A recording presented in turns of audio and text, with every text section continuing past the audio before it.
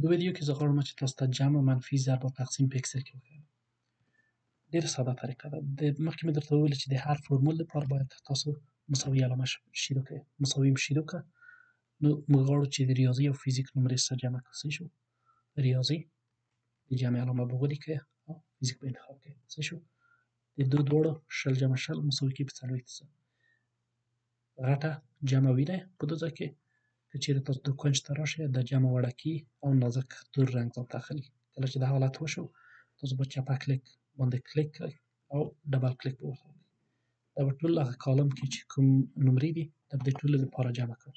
د دې په خاطر چې وپوهیږئ چې تاسو فورمول دقیق دی که نه په دې باندې به ډبل کلیک وکړئ. ډبل کلیک کوئ تاسو ته معلومیږي چې کوم سیلونه یې یو د بل سره جمع کړي دي. مثلا جی 8 د دې ځای ورته راشئ جی او د رو نمبر 8 دی. صحیح شو؟ جی 8 او اچ 8 د اچ نه به راشئ او 8 اچ 8 دا دواړه یې سره جمع کړي دي. همدغه رقم دا نور هم.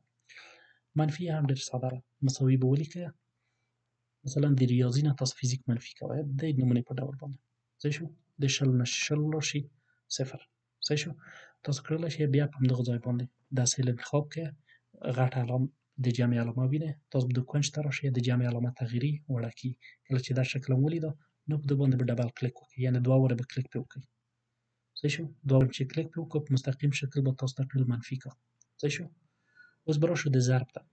د ضرب لپاره به بیا مساوي نوم شته که موږ بیا غواړو چې ریاضي ضرب د فزیک کړو. صحیح شو؟ ریاضي د ضرب علامه شفت او 8 چې ونیسئ دغه ستوری د ضرب علامه ده. شفت او 8. صحیح شو؟